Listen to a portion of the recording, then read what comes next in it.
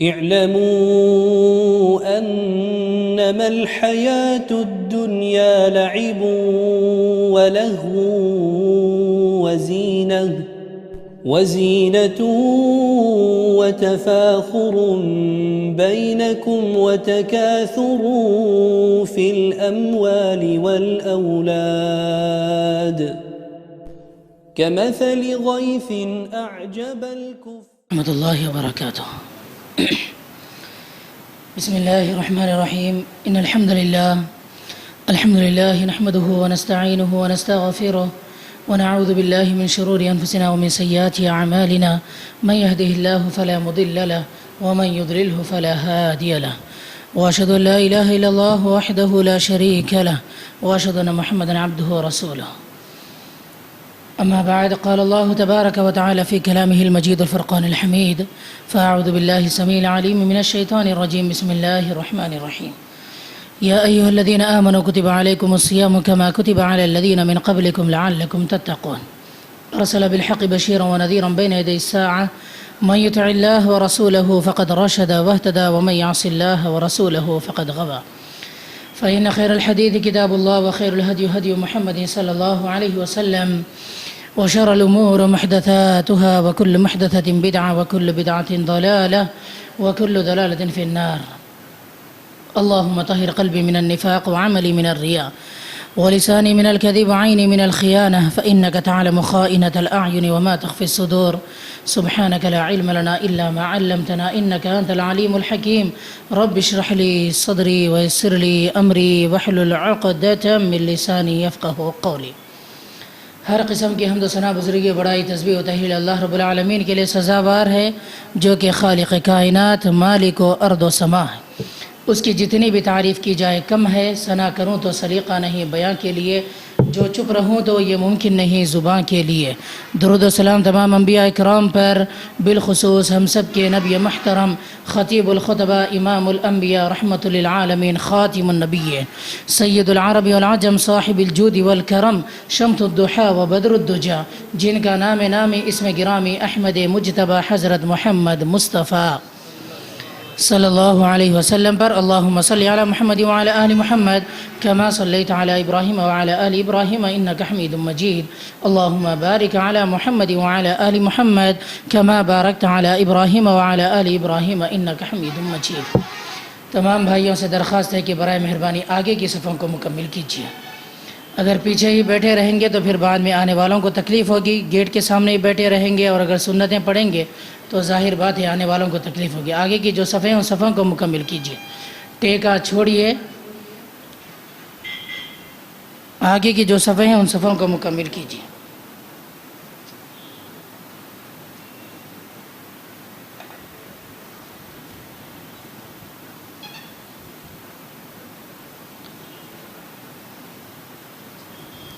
موضوع خطبہ کی مناسبت کے لحاظ سے جو ہے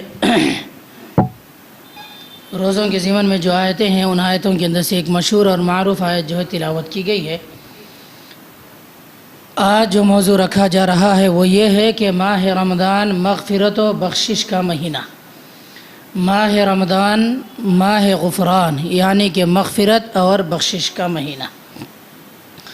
سب سے پہلے بلا کسی تمہید کے، وقت بہت مختصر ہے لہٰذا اس کا لحاظ رکھتے ہوئے ایک دو حدیثیں آپ حضرات کے سامنے رکھتا ہوں اور میں ضرور چاہتا ہوں کہ آپ کی توجہ جو ہے میری طرف بنی رہے اور آپ ایک ایک بات کو بڑے ہی توجہ کے ساتھ میں، غور و فکر کے ساتھ میں سماعت فرمائیے.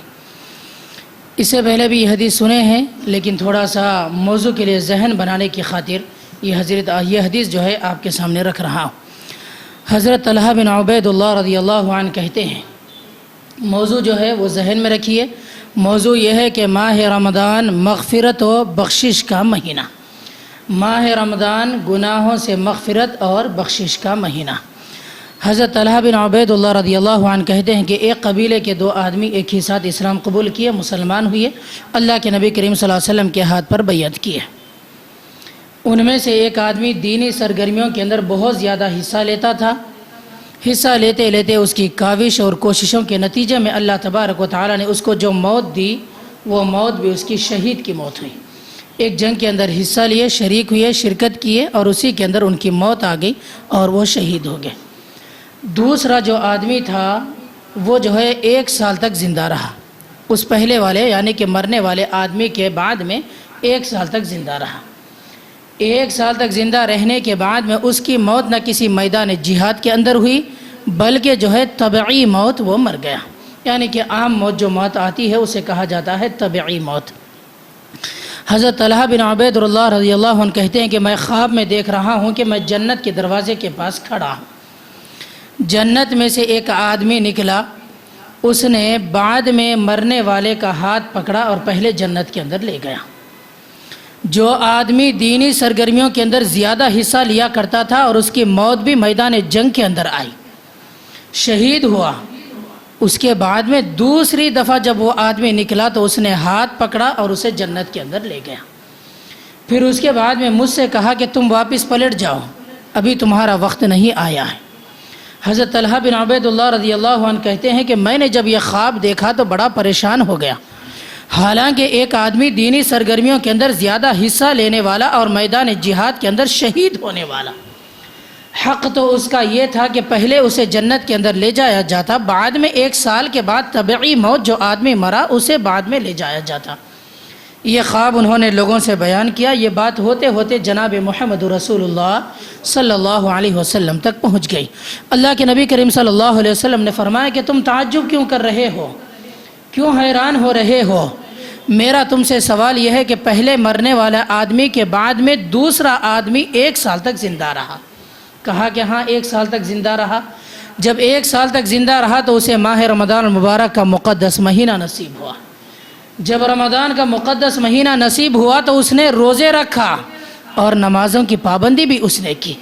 رمضان کے اندر روزوں کا اہتمام کرنے اور نمازوں کی پابندی کرنے کی وجہ سے اس کی مغفرت ہوئی، حالانکہ جہاد کے اندر حصہ لینے والے آدمی سے پہلے اسے جنت کے اندر لے جایا گیا۔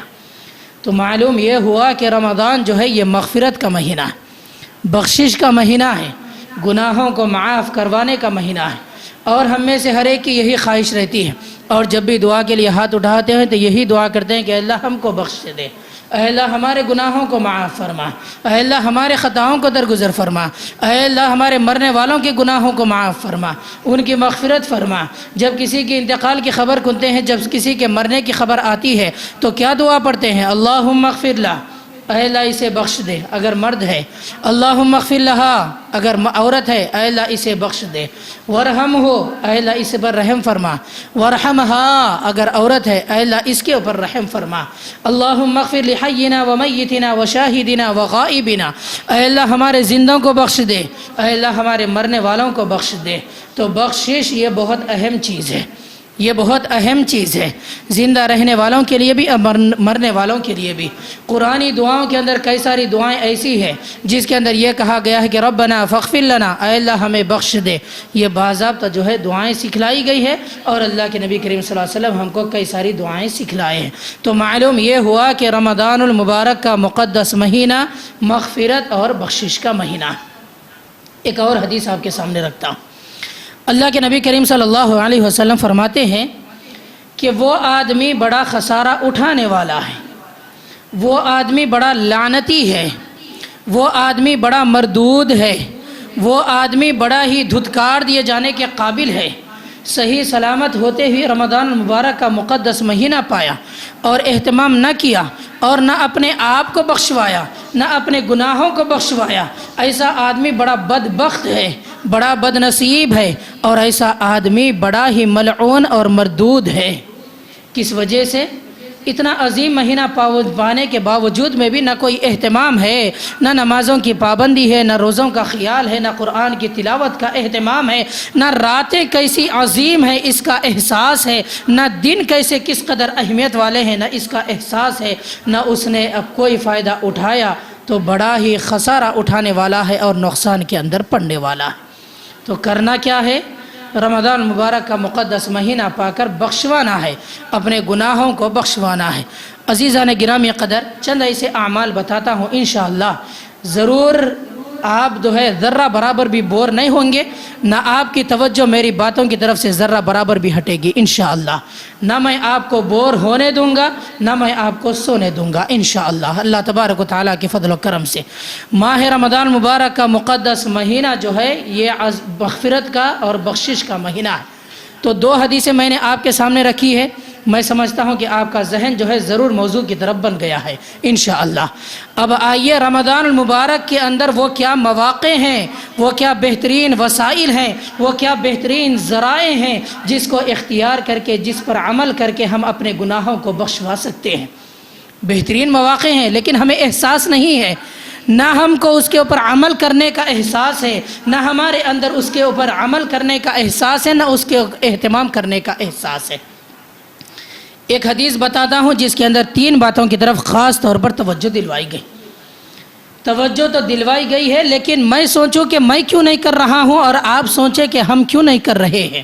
اللہ کے نبی کریم صلی اللہ علیہ وسلم کی حدیث، من صام رمضان ایمانا واحتسابا غفر له ما تقدم من ذنبه، من قام رمضان ایمانا واحتسابا غفر له ما تقدم من ذنبه، ومن قام ليلة القدر ایمانا و احتسابا غفر له ما تقدم من ذنبی۔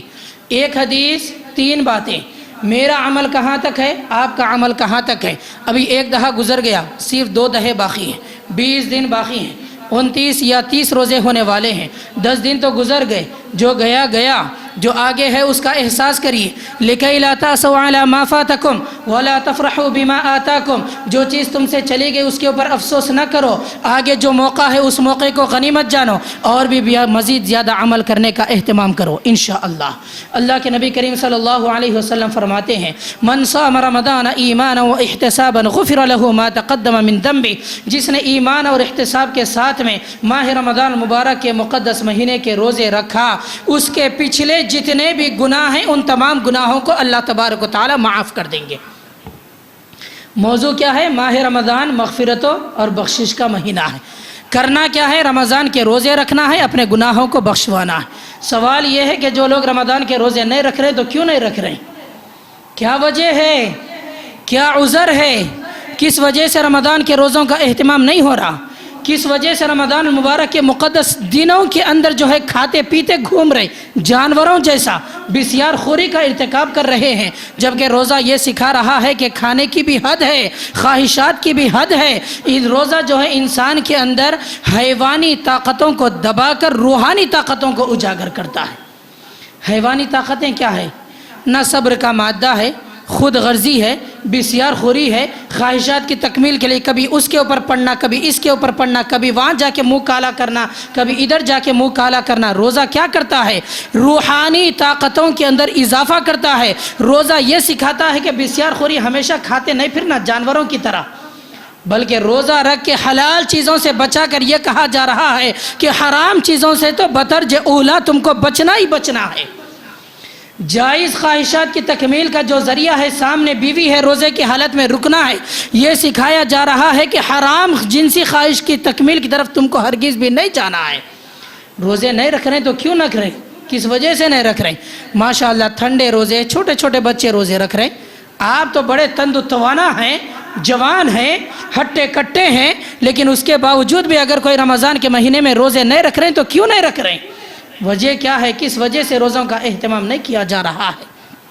چھوٹے بچے، ضعیف لوگ، بیمار لوگ رمضان کے روزوں کا اہتمام کر رہے ہیں۔ دیکھیے، عمل کرنے کی 3 لحاظ ہیں، عمل کرنے کے 3 درجے ہیں۔ بندہ ایک عمل اس وجہ سے کرتا ہے کہ اللہ کے ڈر سے، اگر میں روزہ نہیں رکھوں گا تو اللہ کی پکڑ ہوگی۔ فرض روزے ہے، کوئی نفل تو نہیں، کوئی سنت تو نہیں۔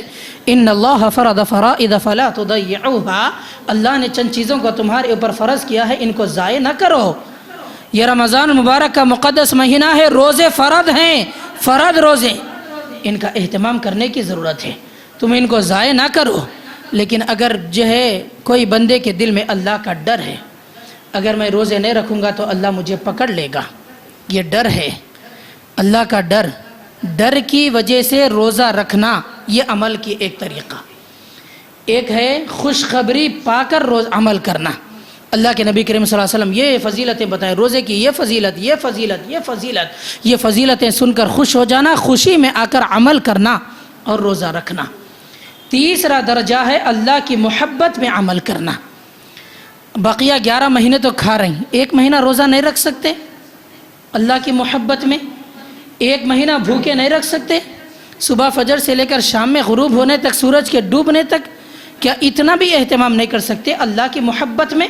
جبکہ اللہ نے تم کو بن مانگے کیا کیا چیزیں دے رکھا ہے، صحت مند بنایا، دیکھنے والا بنایا، سننے والا بنایا، زندگی عطا کی ہے، مال و دولت سے نوازا ہے، کوئی اپاہج نہیں بنایا، کوئی لنگڑا لوڑا نہیں بنایا۔ اللہ تبارک و تعالیٰ کی بے شمار نعمتیں ہیں، ان نعمتوں کو پا کر اللہ کی محبت میں کیا 1 مہینہ روزوں کا اہتمام نہیں کر سکتے؟ محبت میں عمل کرنا، اور یہ عمل کے جو اقسام ہیں، اونچے لیول کا جو درجہ ہے، یہ محبت میں آ کر عمل کرنا، محبت میں آ کر عمل کرنا۔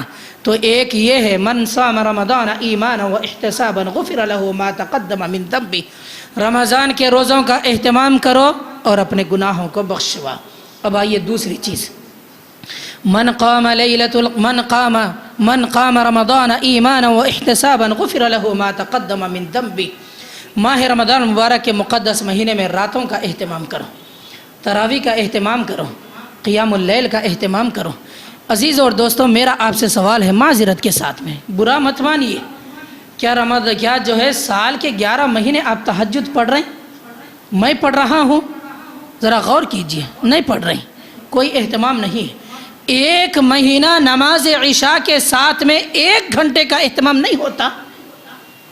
اگر آپ جو ہے نماز عشاء پڑھ کے چلے جا رہے ہیں تراویح پڑھے بغیر، کیا ضروری کام ہے آپ کو؟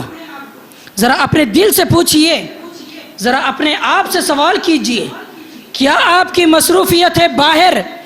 آپ جا کر کیا کر رہے ہیں باہر؟ وہ باہر کا کام آپ کے لیے زیادہ معنی رکھتا ہے یا مسجد کے اندر نماز پڑھنا آپ کے لیے زیادہ معنی رکھتا ہے؟ یہ آپ 1.25 گھنٹے کا اہتمام کیوں نہیں کر رہے ہیں؟ 8 رکعت نماز تراویح ہم سے کیوں نہیں ہو پا رہی ہے؟ کیوں ہمارا دل مسجد کے اندر نہیں لگ رہا ہے؟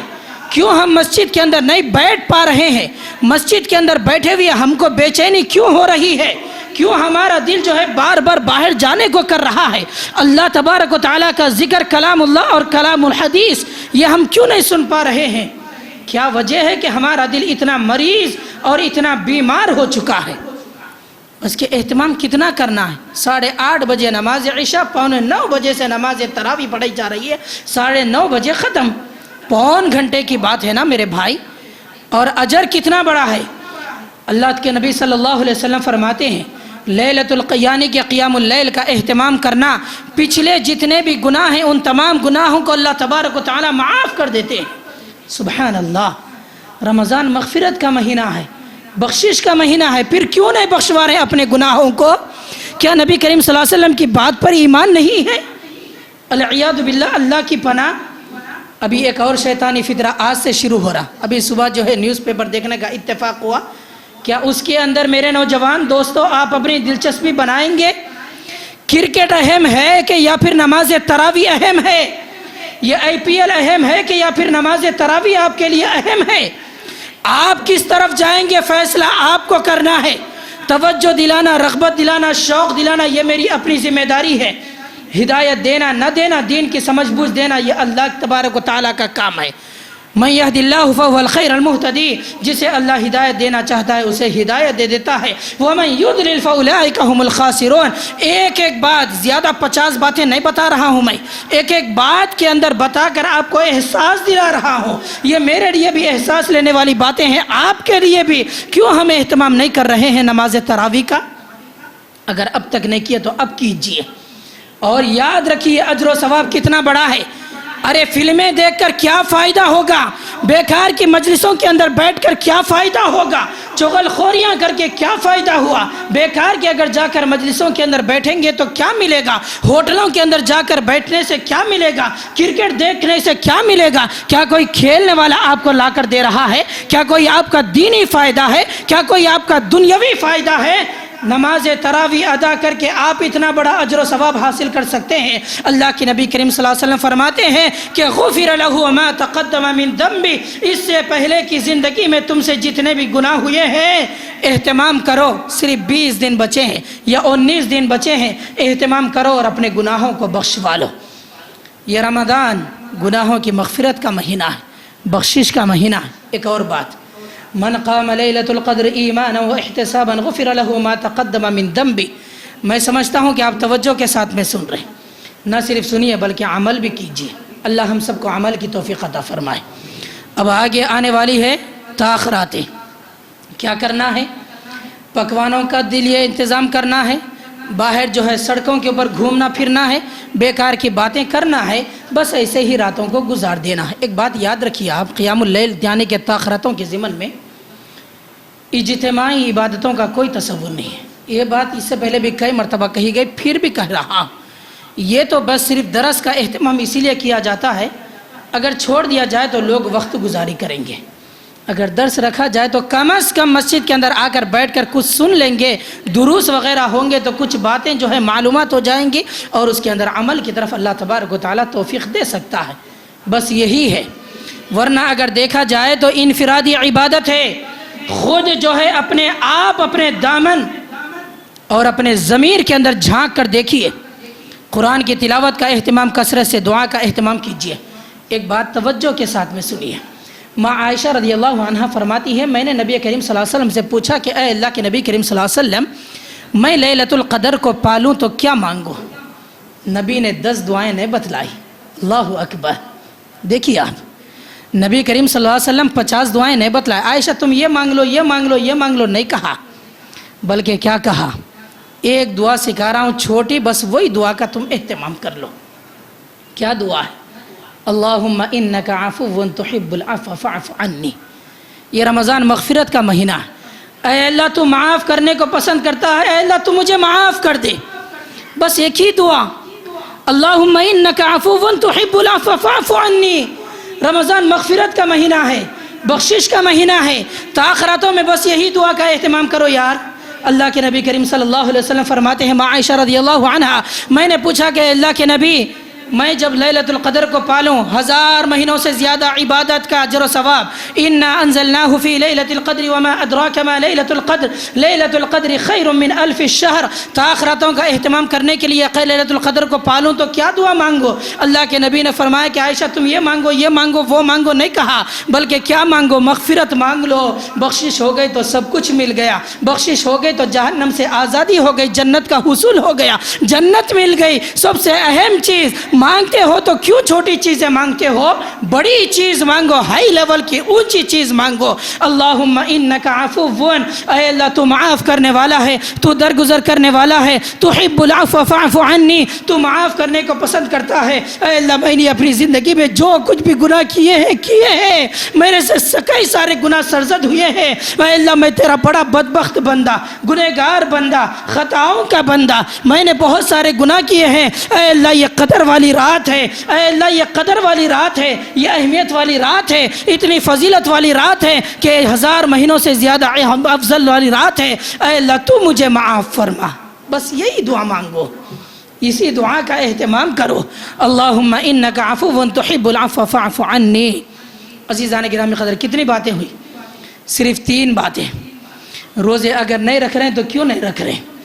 اگر رکھ رہے ہیں تو کیا اہتمام ویسا ہو رہا ہے جیسے کہ کہا گیا روزوں میں، یا پھر ایسے سو کے گزار دے رہے ہیں؟ روزے کی حالت میں قرآن کی تلاوت ہو رہی ہے، دعاؤں کا اہتمام ہو رہا ہے، چغل خوریوں سے بچ رہے ہیں، بیکار کی باتوں سے بچ رہے ہیں، آنکھوں کی حفاظت، کانوں کی حفاظت، زبان کی حفاظت، لڑائی جھگڑے سے اجتناب، گالی گلوچ سے اجتناب۔ اور اب یہ کبھی مت سمجھیے، نہ میں سمجھوں نہ آپ سمجھیں، کہ روزہ رکھنے کے بعد میں ہم یہ نہ سمجھیں کہ ہمارے روزے مقبول ہو گئے۔ اگر یہ چیز، یہ کیفیت پیدا ہوئی تو عبادتوں کے اوپر فخر پیدا ہوگا، سامنے والوں کو گنہگار تصور کریں گے، اپنے آپ کو بڑا نیک متقی پارسا تصور کریں گے۔ آپ یہ نہ سمجھیے، میں یہ نہ سمجھوں کہ ہماری عبادتیں مقبول ہو گئی، بلکہ ہم یہ سمجھیں کہ کیا میرا روزہ قبول بھی ہو رہا ہے، کیا میری نماز قبول بھی ہو رہی ہے، کیا میری عبادتیں قبول بھی ہو رہی ہے۔ ان کی قبولیت کے لیے اللہ تبارک و تعالیٰ سے دعا کرتے رہنا چاہیے۔ 3 باتیں بتلایا ہوں، ذرا احساس لیں ذرا اپنے اندر شعور بیدار کریں کہ رمضان کے روزے نہیں رکھ رہے ہیں تو کیوں نہیں رکھ رہے ہیں، کس وجہ سے نہیں رکھ رہے ہیں، اور اگر رکھ رہے ہیں تو صحیح معنوں میں اہتمام ہو رہا ہے یا نہیں ہو رہا ہے۔ قیام اللیل اگر نہیں پڑھ رہے ہیں تو کیوں نہیں پڑھ رہے ہیں، کیا ضروری عذر ہے، کیا ضروری سبب ہے آپ کو باہر، کس وجہ سے آپ اتنی اہم نماز چھوڑ کر جا رہے ہیں، اس کا بھی اہتمام کرنے کی ضرورت ہے۔ تیسری چیز، طاقتوں کے لیے مستعد ہو جائیے، کمر کس لیجئے اور اپنے آپ کو تیار کر لیجئے۔ انشاءاللہ اللہ کے نبی کریم صلی اللہ علیہ وسلم بقیہ دنوں میں اتنا زیادہ اجتہاد یعنی کہ محنت نہیں کرتے جتنا کہ رمضان کرتے۔ رمضان کے شروع کے دنوں میں جتنا اجتہاد ہوتا اس سے کہیں زیادہ بڑھ کر محنت آخری عشرے کے اندر ہوتی۔ اللہ کے نبی کریم صلی اللہ علیہ وسلم کمر کس لیتے، گھر والوں کو بھی جگا دیتے کہ جاگ جاؤ، یہ آخری عشرہ، اس کی راتیں بڑی اہم ہے، ان راتوں کا اہتمام کرنے کی ضرورت ہے۔ عزیزان گرامی قدر، ایک اور بات، انشاءاللہ زیادہ وقت آپ کا نہیں لوں گا، ٹھیک 1:40 سے پہلے اپنی بات کو ختم کر دوں گا، اور جو ہے یہ میں کوشش کر رہا ہوں کہ بقیہ بھی جتنے بھی جمعے ہیں 1:40 انشاءاللہ صرف 35 یا 40 منٹ کا ہی خطبہ ہوگا۔ قرآن اور شفاعت۔ الصیام والقرآن یشفعان للعبد یوم القیامہ، روزہ اور قرآن شفاعت کریں گے بندے کے لیے کل قیامت کے دن، کیا کہہ کر؟ عنوان کیا ہے؟ رمضان کا مہینہ مغفرت اور بخشش کا مہینہ۔ روزہ کہے گا اے اللہ تو نے کھانے پینے سے رکنے کا حکم دیا، اس نے رک گیا، اب اس کو بخش دے۔ کیا کہے گا روزہ؟ اے اللہ اس کو بخش دے، اے اللہ اس کو معاف فرما۔ روزہ شفاعت کر رہا ہے، روزہ سفارش کر رہا ہے۔ قرآن تلاوت کا زیادہ سے زیادہ اہتمام کریں، سننا بھی عبادت ہے، پڑھنا بھی عبادت ہے۔ دن کے اوقات میں جو ہے اللہ تبارک و تعالیٰ کا کلام ہاتھ میں لے کر تلاوت کیجیے۔ میں کتنا حصہ پڑھا ہوں اب تک، 11ویں روزے سے میں اور آپ گزر رہے ہیں، کتنے پارے میرے مکمل ہوئے، آپ کے مکمل ہوئے، کتنا پڑھے ہیں، میں کتنا ترجمے سے پڑھا ہوں، آپ کتنا ترجمے سے پڑھے ہیں، کتنی آیتوں کے اوپر میں عمل کر رہا ہوں، آپ عمل کر رہے ہیں۔ میں نے خود اپنے آپ کو قرآن کے اندر کتنا ڈھونڈا ہے، آپ نے کتنا ڈھونڈا ہے۔ قرآن کے اندر جو اوصاف خوبیاں بیان ہوئی ہیں میرے اندر کتنے ہیں، آپ کے اندر کتنے ہیں۔ قرآن کے اندر جو خامیاں، برائیاں، نقص، کمیاں، گناہ، عیب بیان ہوئے ہیں وہ میرے اندر کتنے ہیں، آپ کے اندر کتنے ہیں۔ کتنا میں نے قرآن سے حصہ لیا ہے، آپ نے کتنا لیا ہے۔ اللہ کے نبی کریم صلی اللہ علیہ وسلم فرماتے ہیں قرآن اور روزہ یہ دونوں چیزیں شفاعت کریں گے، سفارش کریں گے، کہیں گے اے اللہ ان کے حق میں، یعنی کہ اس کے حق میں میرے لیے میری سفارش قبول فرما۔ قرآن کہے گا اے اللہ تو تیرے کلام کی اس نے تلاوت کرتا رہا، راتوں میں جاگ کر پڑھتا رہا، سنتا رہا، لہٰذا میری سفارش قبول فرما، اس کو بخش دے۔ یہ بھی ایک چیز ہو گئی۔ اب آگے بڑھیے، صدقہ اور خیرات کا اہتمام کرنا چاہیے، اس سے بھی بخشش ہوتی ہے۔ رمضان کے مہینے میں خاص طور پر اللہ کے نبی کریم صلی اللہ علیہ وسلم کے تعلق سے بات ملتی ہے کہ رمضان کے مہینے میں حد سے زیادہ جو ہے سخی آپ صلی اللہ علیہ وسلم بن جایا کرتے تھے۔ سخاوت، ایثار کا جذبہ اور صدقہ اور خیرات کرنے کے، مال خرچ کرنے کے بہت سارے ذرائع، کئی سارے ذرائع۔ افطار کا انتظام کرا سکتے ہیں، سحر کا انتظام کر سکتے ہیں، مسجد کے اندر لگا سکتے ہیں، مدرسے میں لگا سکتے ہیں، غریبوں کی مدد کر سکتے ہیں، بیماروں کی مدد کر سکتے ہیں، کپڑا پہنا سکتے ہیں، پانیوں کی سبیلیں لگا سکتے ہیں، روزے داروں کے لیے پانی کا انتظام کر سکتے ہیں۔ کیا نہیں کر سکتے میرے بھائی؟ خیر کے لیے آپ سوچتے جائیے، کئی سارے راستے اللہ تبارک و تعالیٰ بنا دے گا۔ یہ صدقہ اور خیرات کا اہتمام کرنے کی ضرورت ہے۔ ایک اور بات، وقت بہت کم ہے اسی لیے اہم باتوں کی طرف توجہ دلا کر انشاءاللہ اپنی بات کو ختم کرتا ہوں۔ آپ وہ حدیث سنے ہوں گے، اللہ کے نبی کریم صلی اللہ علیہ وسلم فرماتے ہیں کہ افطار کے وقت میں اللہ تبارک و تعالیٰ کئی سارے لوگوں کی گردنوں کو جہنم سے آزاد کرتا ہے، اور ہر رات ایسا ہوتا ہے کہ کئی سارے لوگوں کی گردنوں کو اللہ تبارک و تعالیٰ جہنم سے آزاد کر دیتا ہے۔ شروع رمضان سے لے کر آخر رمضان تک یہ سلسلہ چلتا رہتا ہے۔ سبحان اللہ۔ اہتمام میں کتنا کر رہا ہوں، آپ کتنا کر رہے ہیں؟ ہماری کیا مصروفیتیں ہیں عصر کے بعد کی؟ بس باہر افطاری کا انتظام خریدنے کے لیے، عورتیں پکانے کے اندر بڑی مصروف و مگن مشغول، شوہروں کے ڈیمانڈنگ پورے کرنے کے لیے آج افطار میں یہ بھی ہونا، یہ بھی ہونا، یہ بھی ہونا، ساری ڈشیں ہونا۔ ایسا ہے کہ رمضان کھانے کے لیے آیا ہے، باضابطہ ڈشوں کے لیے آیا ہے، بریانیاں اور مندیوں کے لیے آیا ہے۔ رمضان کھانے کے لیے نہیں آیا، روحانی طاقتوں کو، عبادتوں کے تصور کو اجاگر کرنے کے لیے آیا۔ حقیقی معنوں میں انسان بنانے کے لیے آیا ہے، اللہ تبارک و تعالیٰ کا بندہ بنانے کے لیے آیا ہے، شیطان کا بندے سے چھٹکارا دلا کر۔ اور اس وجہ سے بھی دیکھیے آپ کیا بہترین بات ذہن میں آ گئی، اللہ تبارک و تعالیٰ نے شیطان کو جکڑ دیا تاکہ وہ تم کو بہکا نہ سکے، بھٹکائے نہ سکے۔ اب جب شیطان جکڑا ہوا ہے پھر بھی عمل نہیں کر رہے ہیں، جب شیطان آزاد ہو جائے گا تو کیا عمل کر پائیں گے؟ جبکہ شیطان چھوٹ جائے گا، جیسے ہی جو ہے شوال کا چاند نظر آیا پھر سے آزاد، شیاطین سارے کے سارے چھوٹ جائیں گے۔ ارے رمضان کے مہینے میں شیطان بند ہے پھر بھی نہ تراویح ہو رہی، نہ روزہ ہو رہا، نہ قرآن کی تلاوت ہو رہا، نہ اہتمام ہو رہا، نہ سحر کا اہتمام ہو رہا، نہ افطار کا اہتمام ہو رہا۔ جب شیطان چھوٹ کر دندناتے ہوئے اپنے سارے پیادوں کو لے کر، لشکر کو لے کر آ جائے گا، اور اللہ تبارک و تعالیٰ نے قرآن کے اندر فرمایا ہے وہ تمہارا کھلا دشمن ہے، جب وہ آزاد ہو کر آئے گا تو کیا اس وقت میں بچ سکیں گے؟ اب جب کہ قید ہے تبھی عمل نہیں ہو رہا تو بقیہ دنوں میں عمل کیا ہوگا؟ دیکھیے آپ، یہ جو ہے نا ساتھ رہنے کا اثر ہے یہ، اور رمضان یہ بتلانے کے لیے آیا ہے کہ شیطانی سب کچھ نہیں کرتا، بلکہ تمہارا نفس بھی جو ہے شریر بن جاتا ہے، اس قدر تمہارا نفس شریر بن جاتا ہے کہ وہ خود ہی شیطان بن جاتا ہے۔ اللہ اکبر۔ رمضان کے مہینے میں شراب نہیں پی رہی ہے، ایسے بھی بدبخت پی رہے ہیں۔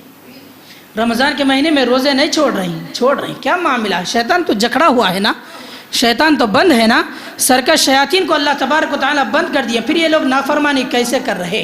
ایک مثال دیتا ہوں، ایک ہے MBBS ڈاکٹر، اس کی صحبت میں اگر ایک آدمی کو رکھا جائے جو تھوڑا بہت پڑھا لکھا، انٹر یا ڈگری کرا ہوا طالب علم اسٹوڈنٹ ہے، ایک MBBS ڈاکٹر کے ساتھ میں اگر اس کو رکھ دیا جائے، 4-5 سالوں کے بعد میں دیکھنا وہ MBBS ڈاکٹر کے برابر ہو جائے گا۔ ہوتا کہ نہیں ہوتا؟ ایک موٹی مثال، اگر کوئی فیلڈ ورک کا کام کرنے والا ہے، بڑا ماہر انجینئر، اس کے ساتھ میں جو ہے ایک 10th کلاس کے بچے کو آپ رکھ دیجئے، وہ اس کو دیکھتے دیکھتے اس کی لکھی ہوئی باتوں کی، اس کی ہینڈ رائٹنگ، اس کے نسخے سارے لکھے ہوئے اس قدر یعنی کہ وہ پا لیتا ہے ذہنی صلاحیت کہ چند دنوں کے بعد میں وہ جو MBBS ڈاکٹر کے ہاتھ کے نیچے ہے، MBBS ڈاکٹر جو دوائیں لکھتا ہے وہی دوائیں آپ کو لکھ کر دے گا۔ کیوں؟ یہ صحبت کا اثر ہے۔ ہمارا نفس بھی جو ہے شیطان کے ساتھ میں رہ کے شیطانی بن گیا۔ ان النفس لامارۃ بالسوء، یہ نفس امارہ ہے جو ہے برائیوں کی طرف بھاگتا ہے۔ ایک ہے نفس امارہ، برائیوں کی طرف لے جانے والا، یہ شیطان بن گیا۔ من الجنۃ والناس من شر الوسواس الخناس، شیطانی سب کچھ نہیں کرتا، شیطان کے ساتھ میں رہتے ہوئے نفس بھی شریر بن جاتا ہے۔ اللہ اکبر۔ ایک ہے نفس لوامہ، ملامت کرنے والا نفس، ایک ہے نفس مطمئنہ، نفس امارہ کو دباؤ کچلو جس قدر ہو سکے، نفس لوامہ کو اوپر اٹھاؤ، اس قدر بلندی تک لے جاؤ کہ یہ نفس مطمئنہ بن جائے۔ فادخلی فی عبادی وادخلی جنتی یا ایتها النفس المطمئنہ ارجعی الی ربک راضیۃ مرضیہ۔ جب ہمارا نفس مطمئنہ بن گیا تو سمجھ لیجئے گا آپ، اللہ ہم سے راضی، ہم اللہ سے راضی، اب تو جو ہے میرا بہترین بندہ ہے، تو میری بنائی ہوئی جنت کے اندر داخل ہو جا۔ صدقہ اور خیرات کا اہتمام کرنے کی ضرورت ہے۔ اور پھر جو ہے افطار کے وقت کی بات نکلی تھی، افطار کے وقت میں کئی سارے لوگوں کی گردنوں کو اللہ تبارک و تعالیٰ آزاد کرتے ہیں، تو کیا کرنا ہے؟ دعا کرنا ہے۔